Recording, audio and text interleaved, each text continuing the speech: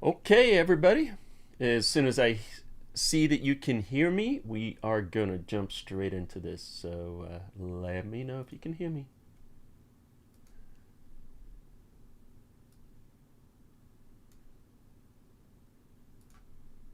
You hear me? Awesome. All right, guys, let's do it.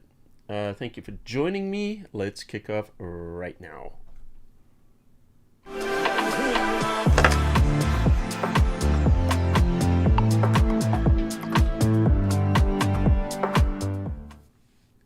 Welcome to LFL number 94. Glad to see you all here. I don't think Bruce can join us this week. He is incapacitated at the moment. Not incapacitated, I don't know. But he's busy. So it's good to see all you guys. Super excited. We're going to be talking about HDR Panoramas this week. Just quick announcement though, before we kick off, this is going to be our last LFL for a few weeks because I'm going to be traveling next week and the week after and doing a little travel. So make sure you're on that list there. You know, it's in the description there, the link to join that list. So I'll let you know when we do the next episode. So what we're going to do is we're going to jump straight in because I know we're a couple of minutes late, and then, you know, we'll chat in a little bit at the end. So let's jump onto the desktop. And today what I want to talk about is HDR Panoramas, creating these beautiful images. Some of you may be aware I'm working on a new book, a second edition to my drone book. And one of the things that's really big in that is working with panoramas, HDRs, and then putting it all together into an HDR panorama, which, you know, I guess I kind of dubbing the Cadillac of photos. Maybe, I don't know, maybe Cadillac's not the right term anymore. Let me know in the chat what you guys think would be the correct term for this, but basically we're putting a lot of stuff together. So what I'm going to do is I'm just going to jump straight into actually making it, and then afterwards I'll talk about like shooting it, how to capture it, and you know, if you guys got any questions or anything like that, you can drop them in there. So essentially, what is an HDR panorama? I've got a few of them here that I can show you. Let me just jump in here quickly just so you can understand what they are. Okay, so let's jump in here and let's see what these are. Okay, obviously that's who I am. Okay, so that's an HDR panorama. So what it is a panoramic image where we're combining HDRs as well. And what this does is it gives us a lot of dynamic range. It gives us the ability to show detail in the highlights and in the shadows and create these big, stunning panoramas. And some of these can be massive, you know, like I've printed some of these up to, I believe, 12 feet, actually maybe even longer. And so essentially that's what they are right in a nutshell. Okay, so let's go ahead and look at the components for one. So what I'm going to do is I'm going to show you an actual one that I did, and I'm going to show you some of the pitfalls you might fall into and how to get around them. So this is a photograph that you can see as the cover photo. This is the final that we're going to be creating here. Now I shot this with a drone in Kona, Hawaii a couple of years ago. I am going to Hawaii next week, so hopefully I'll get some exciting new photos. So essentially, how do you get something like that? And by the way, these can be massive. So what you want to do is capture bracketed shots for HDR, and you also want to capture panoramas. So why don't I've color coded these so you can easily see what they are. So why don't I just select these first three, and I just want to kind of show you what is going on and why we're bracketing these photos. So here's a photograph that you may see there. And if you look at this, you know, it's kind of getting to a sunset. We've got these lights going on, but see how we can see a little bit of color, a little bit of detail in there, and it gets kind of shadowy and very noisy in the shadow areas. This one is even darker. So here's a shot that's underexposed, and what this does is enables us to capture the detail. See the color in the fire? And over here at the luau, what you're doing is you're looking for detail in the highlights that would otherwise be lost in a single exposure. And then here's the brighter shot. So even though this brighter shot is, you know, we're losing a lot of detail over here in the luau, we're getting some nice reflections though in the water, but it's also opening up some of the details here. So if you were to try to do all of this in one shot, you wouldn't be able to capture the details in the highlights and the shadows. So that's essentially why we're bracketing it. That's the HDR part. And I'll explain that more after we put this together. So what's the panorama part? So the panorama part is when we're taking these images, you know, obviously we're shooting a big scene and you can't capture it all in the camera. And this is actually a multi-layered panorama. And so as we can see here, you can see the brackets are in color. So there's one shot, then the red one is the next shot, the yellow one is the next one. So if you look at this, what I've done is I've actually gone ahead and shot up, pointing the camera up, and I've shot across to capture all the images. Then what I did is I tilted the camera down and then I captured again. And this is how you would do something like a gigapixel panorama if you're going for huge panoramas. And so the result is actually going to be a multi-layered HDR panorama. So what we want to do is put these together. So once again, you know, you can see all the colors here. The colors show you the images, you know, as they're stacked. I believe this one belongs up here, but you get the general idea. Okay, so I'm going to select all these images. And right now we're going to do this inside, I'm inside Lightroom Classic. If you were inside of Photoshop and you were using Camera Raw, the process here would be identical. So it doesn't matter which tool you're using, these are going to work the same. So we're essentially just selecting all of these images. And I can see, actually, I shouldn't be selecting the ones at the bottom. How do I know? Because if you look at these, see the little icons there? That tells you that these are being processed. And in fact, these are images that I've used before. So let me get rid of those. And there we go. Now that makes more sense. See that one? So how many images are there in this shot? So we've got, let me hit we've got 24 images. All right, so as you can see, those are bracketed threes. There we go, that makes a lot more sense. All right, so we've selected all these images, and what we're gonna do is we're gonna right click, and then we're gonna choose to photo merge. And if you're in Camera Raw, you'll see that option on the thumbnails on the left-hand side. And we're gonna merge them both together at the same time. So we're gonna do the HDR and a panorama all in one. So what it's doing is it's going to build a panorama out of these stacked HDR images. So let's click HDR Panorama, and this is going to open up. Oh, don't worry about being late there, Bug Billies. It's all good. And if you guys have any questions about this process, please drop those questions into the chat, and I'll do my best to address some of those questions. Okay, so we're just kind of popping this open, and right now, yeah, it's taking a while because these are full-size images. These are raw files that I'm using. By the way, when you were doing the HDRs, it's best to use raw files if you can, and the reason for that is there's going to be more dynamic range in a raw file than what you would get from a JPEG. So here we go, still creating the preview, and it's thinking, it's almost there. Okay, there we go. Okay, so if we look at this, this can create an HDR panorama. Now, there's going to be some issues here in the sky. Let's address that in a moment.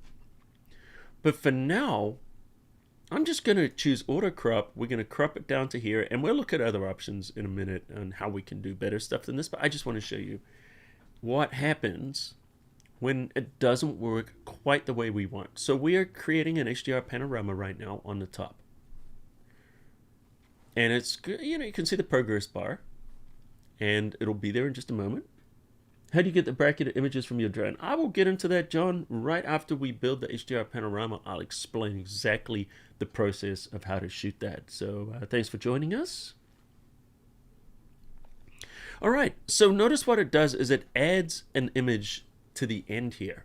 And what this is it's actually a DNG image. If I click the little icon here, it'll show. So we can see that it creates a new DNG. The reason it creates the DNG is this enables us to have the HDR bracketing going on here. So I'm just going to do a quick develop. And then we're going to look at this, and we're going to see that, you know, there's clearly some issues in here. And how do we fix those? So now, not all the images are going to get these issues. But as you can see, we can make these adjustments, and it definitely makes it look better. Now, here's the thing about the HDR. Look at the exposure. Notice the highlight detail, and if I push this up, we can see the detail in the shadows. This is the nice thing about the HDR. It gives us more detail than normal. Yes, we've got issues in the sky. So let's have a look. We have more than that, though. So if we look in here, we've got this weird marbling in the sky. Maybe you guys have come across this. We've got some weird things going on here. But look at the trees. See that halo? If we were trying to create some contrast around there, we start to see some really bad haloing around the trees. So what do you do about this? Because when you're using the HDR Panorama inside of Photoshop, it doesn't give you the ability to change necessarily some of the stitching settings. So this is, this is not acceptable. We're going to create a better one in a moment. But what would you do? Would you use a sky replacement? That's possible. You could start to clone. You could start to clear these up. Okay, so let me let you guys know what is going on and what the issue is. Sometimes this is going to happen, and the reason these artifacts are going to happen is because of movement. When you're shooting an HDR image, you have to shoot, in this case, 3 exposures. Sometimes I'll do 5, but once again, we'll talk about that after. And then what happens is this tree could be blowing in the wind. And this is exactly what's happening. So for some of the shots, these leaves are in a different position than they are in other shots. Same with this marbling. The sky's moving, the clouds are moving. It was quite windy on this day. And so we had quite a bit of movement, and this is why we're having these artifacts. So how do we address that? Let's go into the library, and let's look at the solution to this. So the solution to this is that we want to let's go under here. I'm going to select these 3 images. So this is one of the HDRs that we might be stitching. And so if we right click and then we choose to photo merge, and I'm going to create just the HDR. And if we look at this HDR, this is the default setting. This is the issue. Look at this. See how we're getting the banding there? That's, well, not the banding, but we're getting the marbling. This is the problem.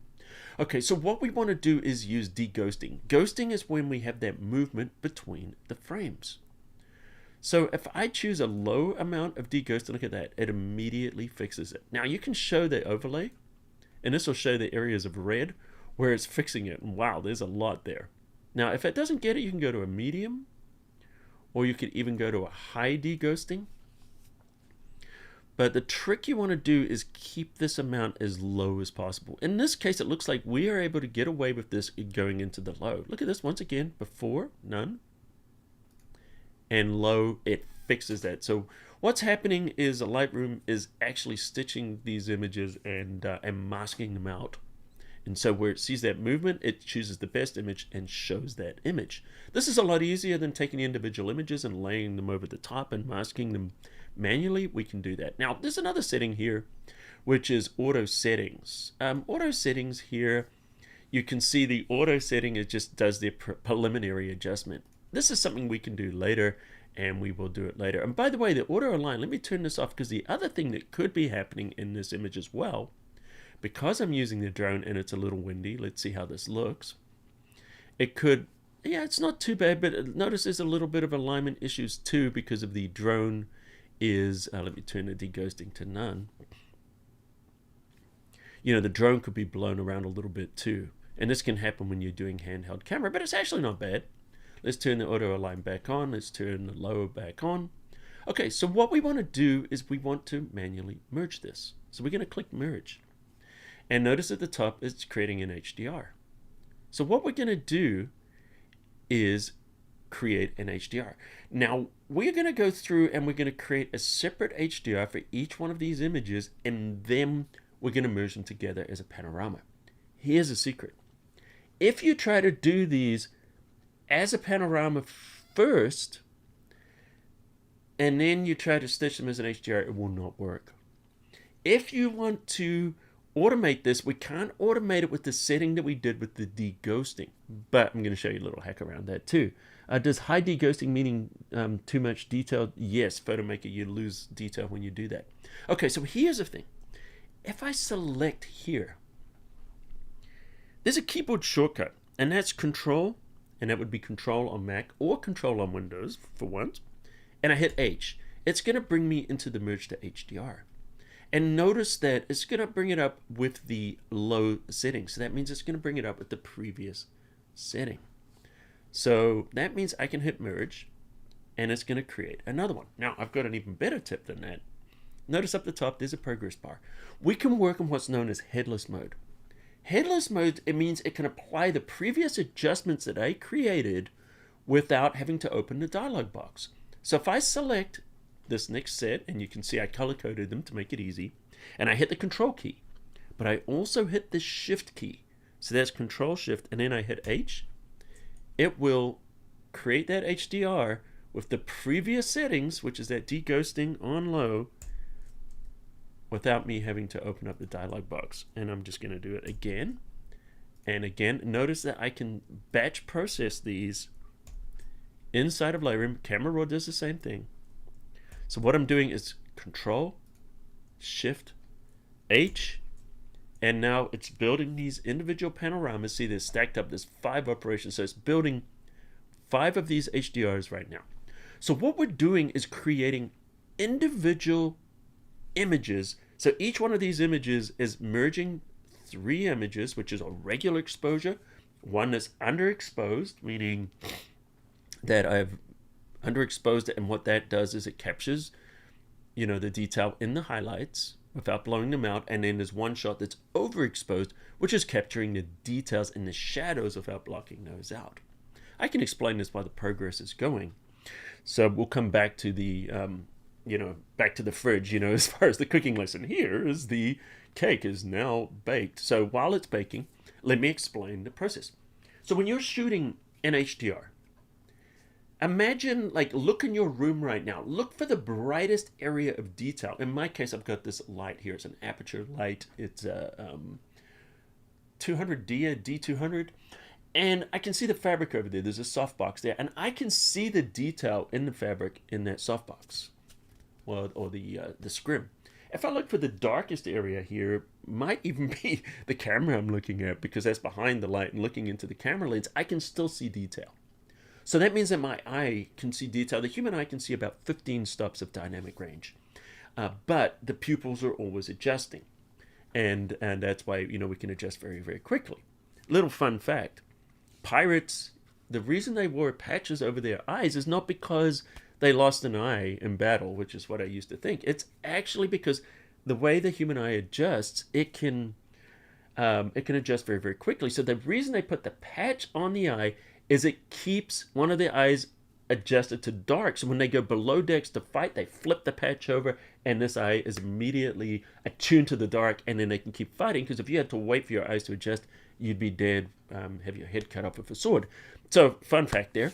So with the HDR Panorama, with the HDR, what we're doing is we're capturing multiple shots.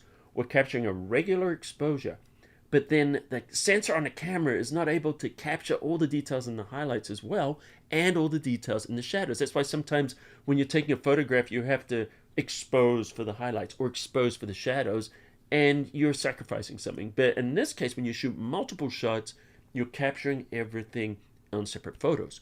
So you use a setting called AEB, which is auto exposure bracketing, which a drone has and a regular camera has. And you tell it how many shots. You want 3, you want 5. How much, do you want 2 stops, 1 stop, so you can adjust how much it is.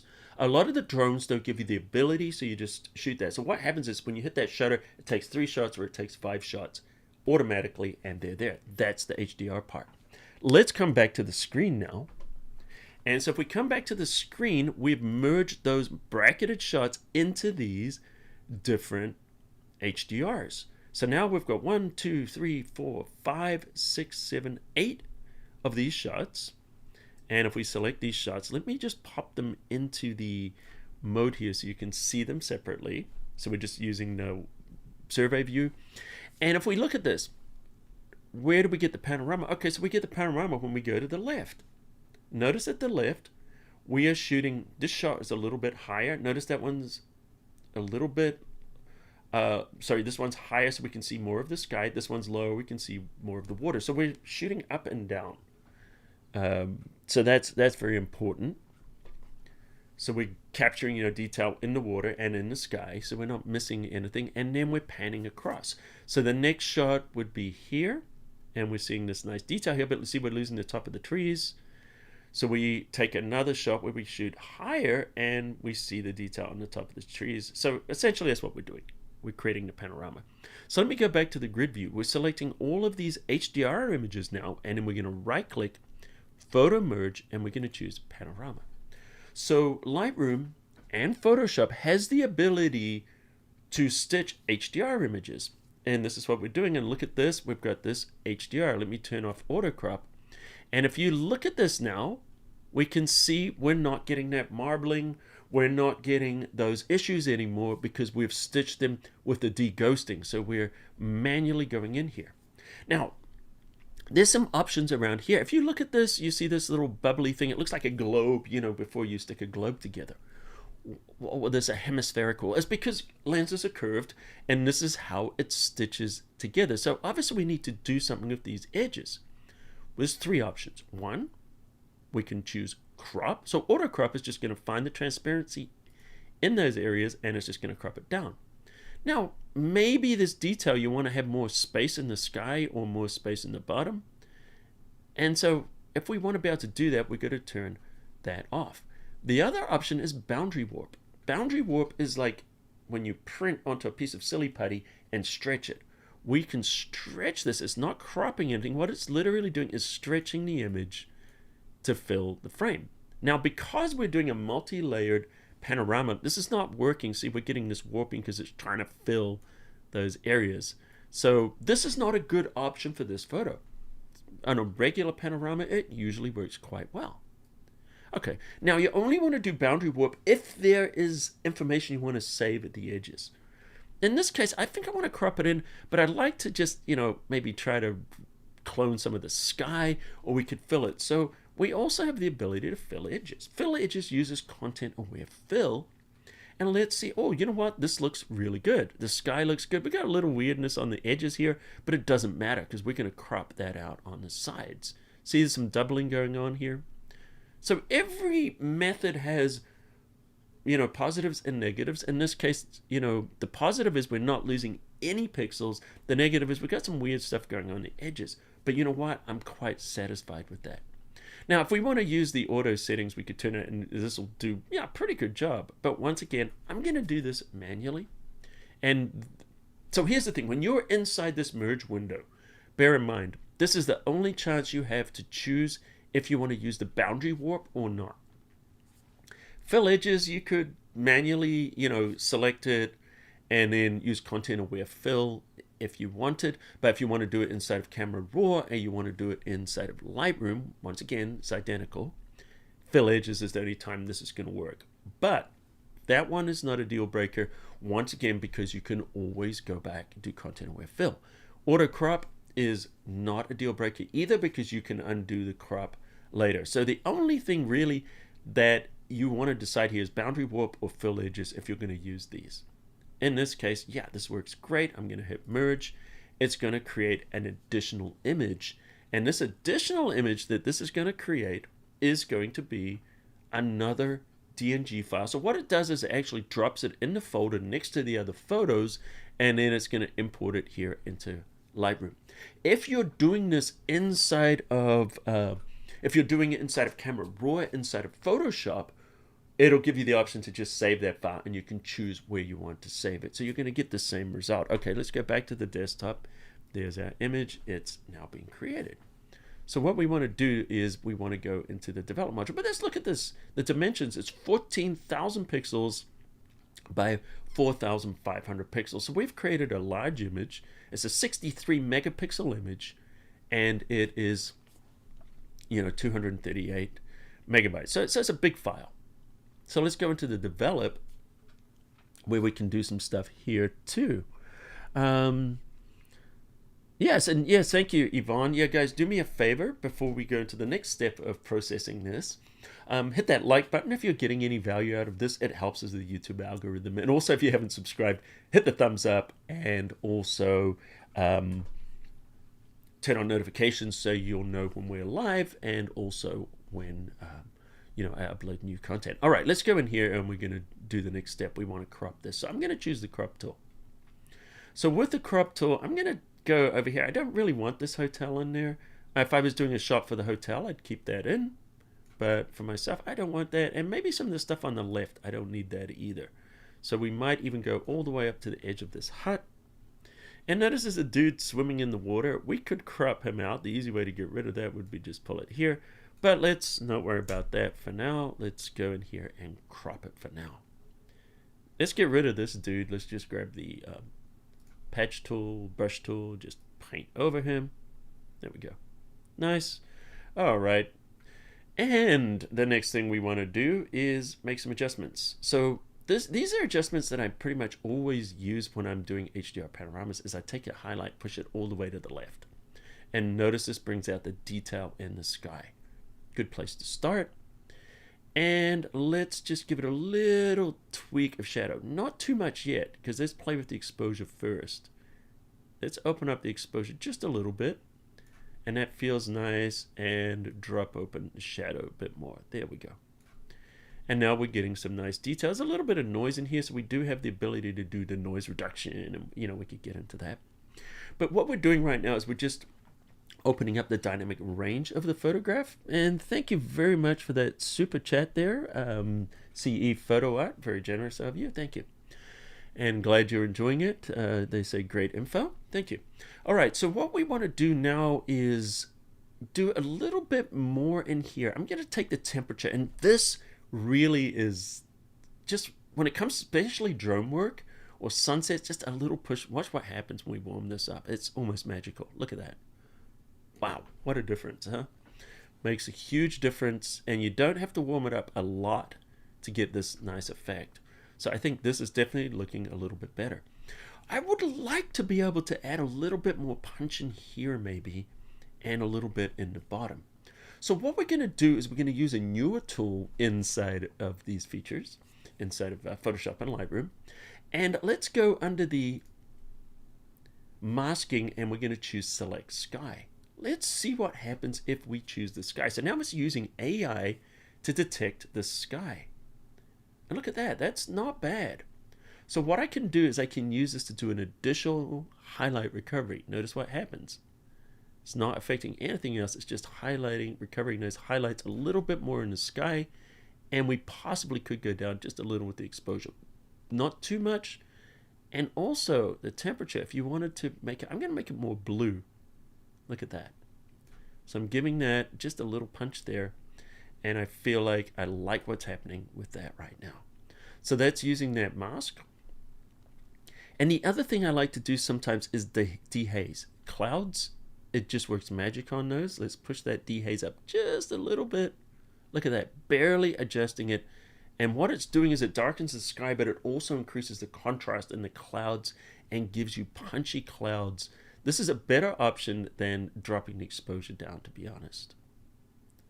So look at that. It just brings it down where we want it. All right, so this is getting to look a lot better. All right, I'm going to create another mask. And with this mask, I'm going to create a linear gradient. I'm just going to pull it from the bottom.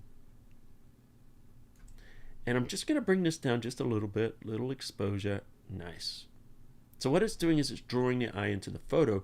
But the nice thing about this is if we move down, we can go to the overall adjustments now, and we can pop the exposure. And now notice what's happening as we're opening the exposure up here. Keeps the sky dark, keeps the foreground dark, maybe a little bit more in the temperature. Look at that. And that's looking like a much better photo to me. So if we just hit the F, full screen, that is essentially what we created in this lesson. So there's some other things that we are going to go in here to, and we're going to chat a little bit about how we shoot and all that kind of stuff. But I do just want to mention once again, guys, that I am going to be there's not going to be an LFL for the next couple of weeks. So what I want to do is I want to leave you with something here. Let me just find a couple of things. Oh, I've got a couple of links I want to share with you quickly. First one is the Photoshop Virtual Summit is coming up. So I don't know if you guys are aware of that, but Virtual Summit number 4 is coming up. I'll be teaching 2 classes on that, and I'm going to give you a link for that right now. So that's the free online. It's not run by me, it's run by Dave Cross, and I'm just one of the speakers, but there's a link there. Grab that link, and that's where you can register for free. It's free, of course. And if you want to do the VIP package, they have extras. All right, so I wanted to let you guys know about that. And another thing, something I want to let you guys know about here. Yes, it's coming up in early May, but just make sure we go in there. Okay, so here's another thing. I want to show you guys, and I'm not going to labor on this very quickly, but if you want to go more into HDR and panoramas, I do have this I want to show you guys quickly is multi-shot mayhem. I'm not going to spend more than a couple of seconds on this, but I'll just let you guys know. Maybe you're familiar with this or not. PhotoshopCAFE, I dropped the link in there, multi-shot mayhem. So I've gone in here and shown how to create HDR panorama and time-lapse, going a little bit more in depth. So here's the thing. I'm going to be updating this, and I'm going to have a new version of this coming out soon. So what I want to do is let you guys know that anybody who gets this today, I'm going to give you a free upgrade. So that means when the new one comes out, you're going to get it for free. And what I'm going to do is give you 40% off, which is available only on this live stream. So you use the code HDR40, and that will give you 40% off that course right now, and you'll get the free one when it comes out. All right, so let's continue. Going back to some questions. You guys got some questions. Let's talk a little bit more about the process of the HDR Panorama. It was so good last year. Looking forward to it. Multi-shot mayhem. Great name. Thank you. Yeah, I actually taught this at Adobe Max, and I've taught, well, I mean, a 1 hour version. This is a 2.5 hour version, so it's something I've been doing a lot of. I don't know if you guys are familiar. I've been doing HDRs for many years. I was one of the first people doing HDRs and panorama, and it's just adds so much to your photos. So we've kind of talked about that, right? We've talked a little bit, going back to the lesson on shooting, we've talked a little bit about what to do when we're doing the panoramas and the HDRs, how to bracket. So let's look at what we do. There's some tips. I'm going to talk about those. I'll put myself on camera right now. And I'm just going to grab a camera just for the sake of illustration. So, this is not just necessarily we're working with drones. You could be using a camera phone. You could be using a drone. You could be using a SLR. In this case, it's a Sony camera. Or, I've got a Canon camera over there as well, and a Fuji. So it doesn't really matter. This is going to work the same for pretty much every photograph. Now, when you're shooting panorama, let's talk about that for a second. What is important in a panorama is essentially people shoot a panorama like this. And I used to shoot panoramas, and you get the widest lens you can get, and you're like, okay, I've got it in the least amount of shots. That's not necessarily what you want to do. What you want to do is flip the camera over this way, and if you shoot this way, what it's doing is it's capturing more of the sky and more of the ground, so you don't have to shoot multi-layers. You can just shoot all the way across. And you don't necessarily have to use a super wide lens, depending on the image. If you want to create a huge image, you actually want to be zoomed in a little bit more and capture more photographs. So this will increase the megapixels of the photo. If you want to shoot a smaller image, then you use a wider lens, but be careful that it's not a fisheye lens, which will still work, but you're going to get a lot of distortion. The wider the lens you get, the more distortion you're going to get. So bear that in mind. So essentially what you want to do is take this shot, and you want to do about a 30% overlap. Now, if you're using a wider angle, you do more overlap. And the reason for that is because of the distortion. If you're shooting with a longer lens, you can use a little less overlap, and it'll stitch nicely. So what you want to do is just shoot all your photographs, and that's how you get your panorama. So when you're going into HDR, there's a couple of ways to do this. And when you're using a drone, by the way, drones use GPS to hold them steady in the air. And I think I have a drone here. Okay, so here's a Mavic 3. So the drone, the GPS is going to hold this in position. Once again, it's the same process. And then what you're going to do with this is take a shot, rotate, take a shot, rotate, take a shot. And on the screen, I like to use the grid lines as a guide of where I'm taking the shot. So find something in the distance and line that up with those grid lines. You can do the same on the camera as well. When you put those rules of thirds, I line those up and I use them. So if I do multi-row, it makes it easier to keep those rows in alignment. So that's kind of one of the fun things here. Did you say aperture priority, a manual or lock exposure before panning? That's a very good question there, PhotoMaker. So a lot of the time when I do this, I will be shooting this either in manual, or I'm going to lock that aperture down, because particularly when we're combining this with an HDR.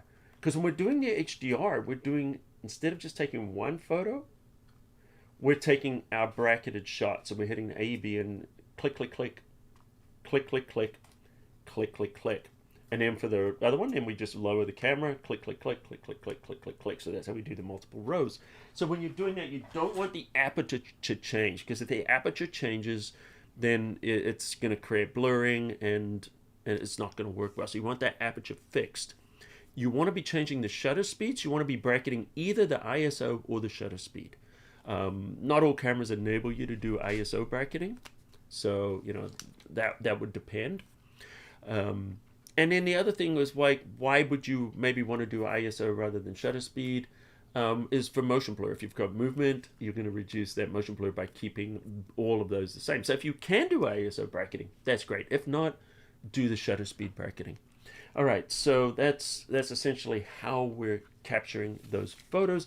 And then as far as like locking it in, the exposure, a lot of the time I like to find the exposure that I want and then just put it in manual. Once again, I find particularly, when you're doing the HDR, manual's nice because I'm accounting for the brightest shots with the underexposed in the brackets. So you're accounting. So what you want to do is look at the sky and look at the brightest spot that you're going to be doing. Take the shot and take a note of what the exposure values are on the brightest area and make sure that you're including that. So that's something you want to kind of look at. So meter that, make sure you're not blowing it out, and then and everything else is just pretty much fall into place, right?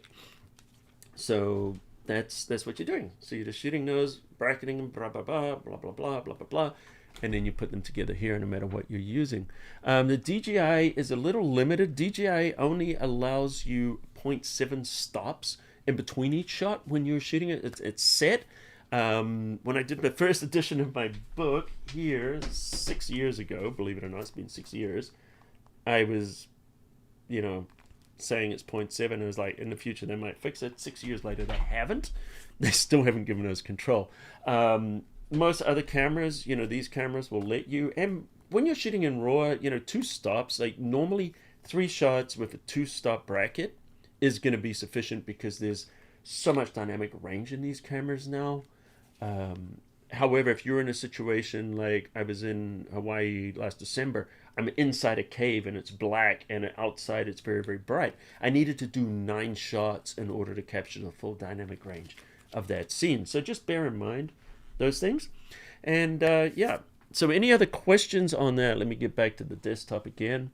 And I'm happy to look at those. I tried doing aerial panorama a while back and the blasted hawk kept buzzing by Mavic. That's Rod Shelley. Yeah, you can get those problems. Seagulls, hawks, and when I'm in Hawaii, the swallows like to fly around the drone. So generally when you're getting them, hawks, there's not a lot you can do. Although I've never been knocked down by a hawk, they just seem to be curious. Seagulls is one of the biggest ones. So when I deal with seagulls, what I do is I just change the altitude. Like if you fly away, a seagull will follow you. But if you go up, the seagulls, a certain altitude, when it's not that high, where a seagull will just lose interest and they're just happy you're gone. So that's kind of get rid of that. What drone is that? That drone, Chris, was a DJI Mavic 3. It's the newest drone. I did a review on it, so you can see it there on YouTube if you want to know more about it. But here it has a Hasselblad camera on it, a micro 4/3 camera. It's a beautiful camera, and the drone itself has about a 40-minute flight time, and range is it's over like 5-mile range now. But you're not allowed to fly beyond line of sight. But what I really care about is the quality of the camera. This has 2 cameras on it. Has a micro 4/3 camera on it. Let me see if I can get close. And it has another camera, which is a zoom camera. And that zoom camera is not great for photos, but it can zoom in really high, like 45 degrees. Interesting fact about this, regardless of, interesting fact is in right now over in Ukraine, both the Ukrainian army and the Russian army have been using this particular drone because of the zoom camera for surveillance. So interesting fact there. All right, so this also has obstacle avoidance. So it has a 360-degree obstacle avoidance, so it doesn't crash. So it doesn't crash into things. So anyway, so that's now it doesn't matter. Like, you know, even though we're using an aerial photo right now, it doesn't matter if you're using an aerial photo or terrestrial camera, as I call it. You know, the process is going to be exactly the same. So any other questions here, guys? Canon 77D, 2 stops is usually too much. I usually do 1 stop, and I prefer, sometimes I shift the midpoint slightly. Okay, Stuart, that makes sense. And I do believe I have a 77D here. And that would probably be the case, because the 77D is a great little camera. This was my vlogging camera for the longest time. But it doesn't have as much dynamic range as maybe something like a Sony A1. You know, so some of the, you know, newer cameras and the mirrorless cameras particularly have better dynamic range. So when you have that, you know, that dynamic range, you can use less brackets. But if you see banding in the photos, then do them 1 stop. You know, do whatever works for you. So, you know, there's no hard and fast rule. And sometimes when I'm doing the drone, I just literally manually do it. I overexpose, and you can do, and I do this on regular cameras too. Like when I did the cave, I just like exposed it, like, okay, there's the shot, that's the brightest, and then I just keep dropping it down, take another photo, drop it down, take another photo, until you've got the darkest area and you can see the detail. Boom, take that. And you can manually do it as well. And they don't even have to be equal. Like, it's nice if they're equal, but if they're not equal, it doesn't matter. And sometimes just 2 shots. Just a regular shot and then an underexposed shot for the brighter areas works just as well. So it really depends. You know, there's a lot of flexibility. They don't have to be precise. You can get away with a lot. You can do handheld. Tripod's nice. You know, the drone's actually very stable because of the GPS. But even handheld, Photoshop does a good job of aligning these together. Can we install a clone of Colin's brain into ours? Sure. Those will be available. The clones of my brains they'll be an NFT shortly. I wish I had a spare brain. I would be using it too. Rod Shelley's got an Aspire 1. Yeah, I have one of those too. They're great drones. Please share the link again for your 40% off multi-shot mayhem. Of course, Bonnie.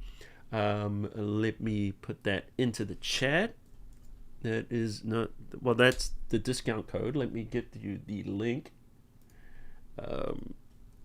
Just posting that in here again, and I will be I'll post that, and for people on the replay crew, I will put that into the description. And so if you're not watching this live and you're part of the replay crew, go ahead and ask your questions. I'll do my best to answer those questions in the chats. And then what I'm going to do is, you know, post all the links and stuff like that. Whereas we're live here, we can look at those questions. Can we please share a link again? Okay, that's what I just did. Yes, and the LFL, the replay will be on here afterwards. So not sure exactly, guys, you know, when we're going to have our next episode, because next Thursday I'm flying to Hawaii. The Thursday after that I'm flying back from Hawaii. So I'm literally going to be in the air both weeks. And then the following Thursday, I believe I'm going to be at NAB. So I've got to kind of figure this out. So that's why I'm saying, guys, there's a link there in YouTube. You'll see under the description where you can sign up for that email. And if you sign up for that, I'll send you an email and I'll let you know when the next NFL is, LFL, or our next live stream is. So it might be 3 weeks. It might even be 4 weeks away. I'm not sure right now, but we'll figure that out. You poor guy flying to Hawaii. I know life is tough. You know, somebody's got to do it. And I guess that'll be me. But also, you know, I'm going to be working because I'm updating, as I said, my drone book. So I've got to get shots for my book. And that's very exciting. That won't be coming out till towards the end of the year. So, you know, there's not much really to tell you guys about that right now. I merged 2 images. Here we go. Bonnie says, I merged 2 images, HDR image of the sun over the ocean. I got a slightly darker circle around the sun, even though I wasn't. Yeah, it's very hard to get that. Let me show you. I think I have some examples here. So when you are, let me get you on the screen here. When you're shooting into the sun, it is much See, here we go. It's hard to capture the ball of the sun there. You know, so here's just some of the ones I'm sharing. I've got plenty more. Let me go up under my, let me grab a few more shots here, because I do have some where I am exposing for that. Well, you know what?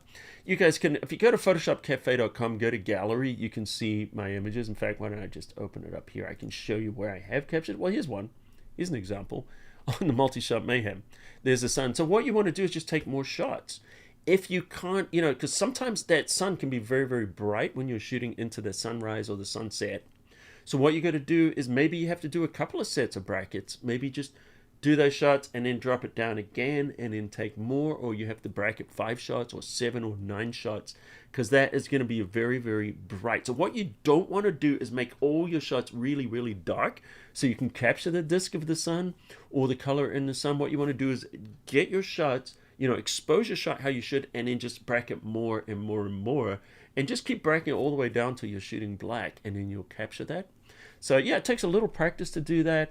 And another little suggestion too is if you're using a camera and you're looking through the lens like a SLR, DSLR, don't look at the sun directly through the viewfinder. If you're going to be looking directly into the sun, you'll damage your eyes. What you want to do is use a screen on the back, or, you know, use some kind of a filter or something when you're doing that, because you don't want to be looking directly into the sun. And if you're looking through a viewfinder, through a mirror, you are going to be actually amplifying that light. So watch your eyes. Be careful with those eyes. And of course, when you're using a camera such as, you know, the mirrorless cameras, it doesn't matter, because you're looking at a screen, you're not looking directly at the sun. So there's just a little warning there. Yes, Warren says, very bad idea looking at the sun through the viewfinder. Yes, don't do that. That can make you go blind. All right, only 83 likes. Okay, so Yvonne wants more people to smash that like button. Do me a favor. Smash that like button. Do it. All right. We're neighbors. Oh, I think Bug Bob loves seeing images of his area. I guess we live close to each other. Stuart, thank you for that, pushing the like button. Thank you for sharing all your amazing knowledge. You're welcome, Karen. And Big Bub is telling his students to, Bug Bob is telling students not to look directly into the sun. Good. That's a good thing, because, you know, you got to protect your eyes. You get one set of those to last you a lifetime. One pair of those, I guess. They don't come in sets unless you're a fly. All right, guys. So let's see if you guys got any other questions. Oh, you know what we can do here is we can go through and look at some of the images that you guys have uploaded this week. And if you don't have any more questions, hang on, what's another one? Sue asked earlier, do you have to make sure all the images are in the right order before you stitch them? No, you don't have to at all. Photoshop Lightroom is smart enough to solve the jigsaw puzzle on its own. So yeah, no, you don't have to. You don't have to do that, which is nice. Let me put this up here. It's probably better to look at than some of those other things. All right, so yeah, so you know, try to shoot them in order, but it doesn't matter. Sometimes I just take a whole folder of images and I don't even necessarily sift them out. I just select them all and then click the merge to HDR Panorama if you've got the patience for it, or you know, the panorama, and it will pick the pictures that are going to work and just ignore the pictures that are not going to work. So it's quite good. If you're using a wider angle, such as something like a GoPro or something like that, let me just go into Lightroom here. There's something I need to show you, which of course you could be in. You know, we go here. So if you're doing that, and then let me show you here, if you're getting some distortion, could cause it to fail. So what you want to do is when you're selecting, you know, these individual images, I don't think it's going to happen in this case, but if we go under the develop module, let me just deselect, I'll select one. If we go under develop, now, one of the things I could have done is noise reduction. There's a lot more stuff we could do in processing, you know, like luminance, noise, and yeah, that's much nicer, and stuff like that, beyond kind of the scope of what we're looking at right now. But if we are looking and we enable lens profile correction, this has a built-in profile, so that's why it says built-in, like it's not going to do anything. But you can select your camera here, like maybe you're working a GoPro, and then you're choosing whichever GoPro you're using. When you apply this correction, in this case it's already corrected, so that's why it looks weird, but it will automatically look up your camera profile. If you don't find it, you can go into the manual, but when you do this, it'll get rid of the distortion or reduce it enough that you can stitch. So sometimes a panorama could fail because of that distortion, so that'll kind of help you around it. Do PS and LR do the same quality of HDR panoramas? So when you're working in Camera Raw and Lightroom, Bug Bob, you are getting exactly the same processing engine because they're identical. So they're both processing separately. Now, if you're doing a manual HDR or a manual panorama inside of Photoshop, it's a little bit different. You have different tools. So if you're using Photo Merge, you're going to get a different result. So I would experiment with that. And sometimes when we're using the, let me just block this person here. Hang on a sec. Let me just get rid of them, remove them. Bye-bye. Spammers. And we are goodbye. All right. So anyway, so sorry, I lost my thing. We were getting a spammer in there, so I just needed to delete the message of that spammer there. So I was just saying something. Thank you, Nancy. What was I just saying there? It will come back to me. What was I saying, guys? Something about... Oh, the question, yes, between Photoshop and Lightroom. Yes, so when you're using the Photo Merge, I do like the Photo Merge for HDRs because it gives you a little bit more control. It's definitely better for deghosting. You can manually do deghosting. All of that's on the course, by the way, that I mentioned, where you can manually do the deghosting between images when you're using Photo Merge inside of Photoshop. Lightroom and Camera Raw is faster, but the Photo Merge inside of Photoshop gives you a little bit more control, also different tone mapping algorithms. But also what you can do is when you've merged it together inside of Photoshop, you can then bring it into Camera Raw or Lightroom and you can do the adjustments like we have here. And also gives you the ability to save a 32-bit image. So if you are working with, you need a 32-bit image for things like lighting, different things like when you're doing some 3D work or even video work, you can use those, the HDR, 32-bit HDR for lighting and different things like that, reflections, texture mapping. You can save it as an OpenEXR inside of Photoshop versus when you do it through Lightroom. It's not really a 32-bit image when you do it on Lightroom. It keeps all the detail, so that it will work for, when you're printing it, but when you have those specialized uses, then you'll go through Photoshop. All right, so there's a little bit more there.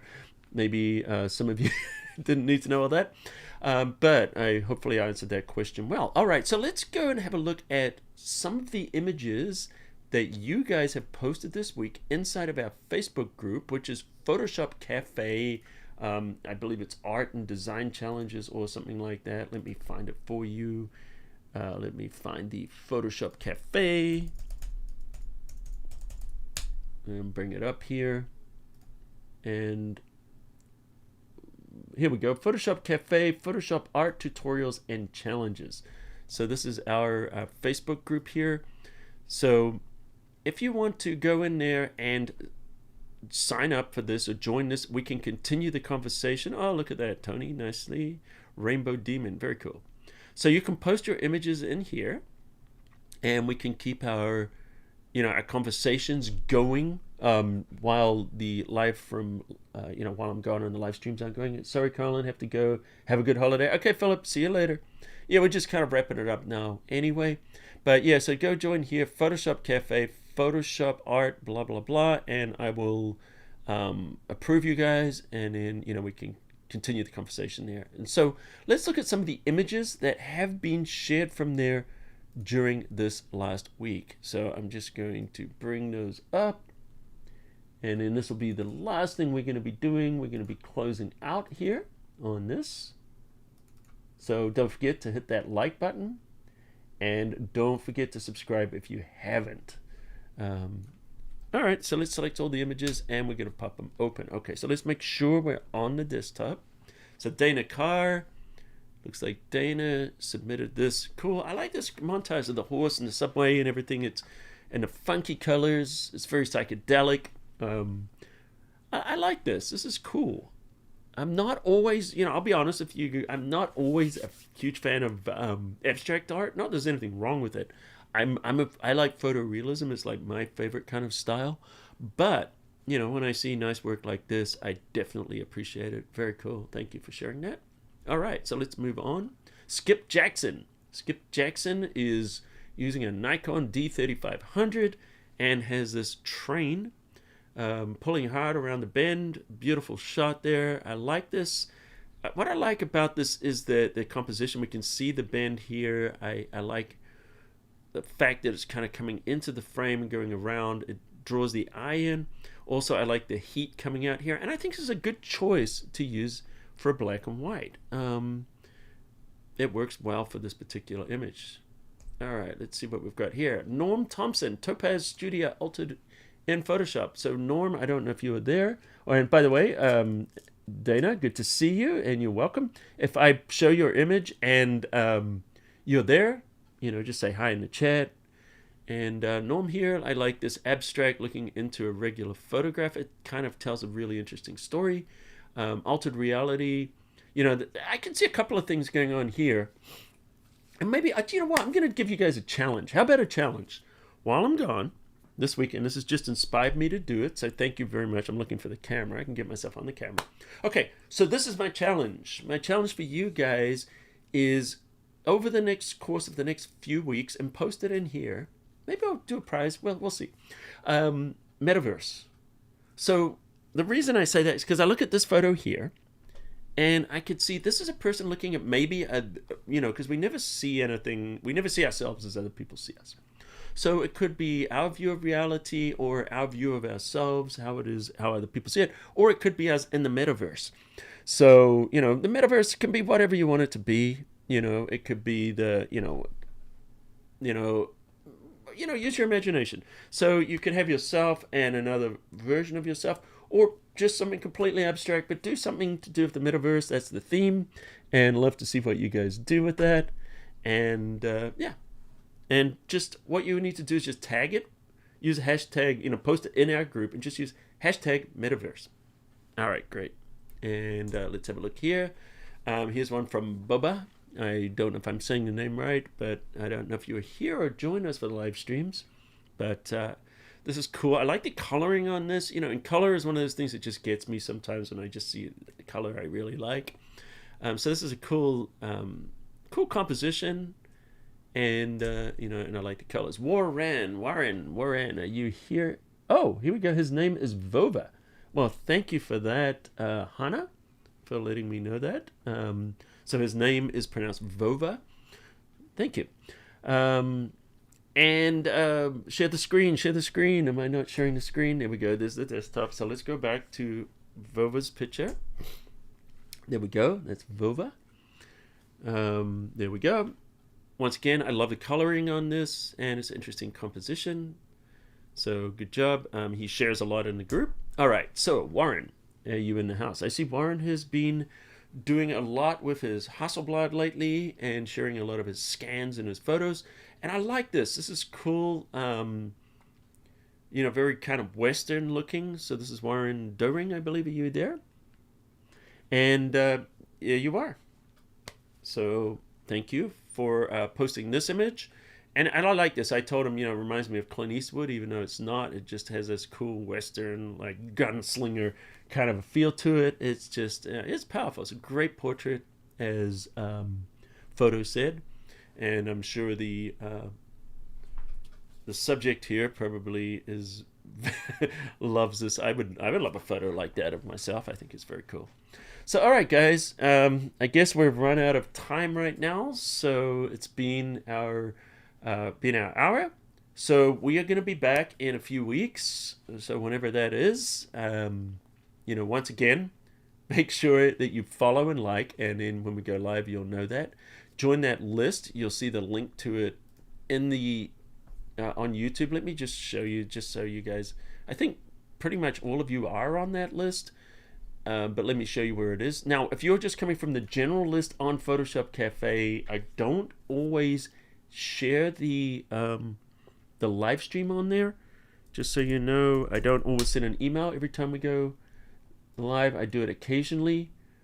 But generally speaking, that is something that we do. Let me just pop it up here.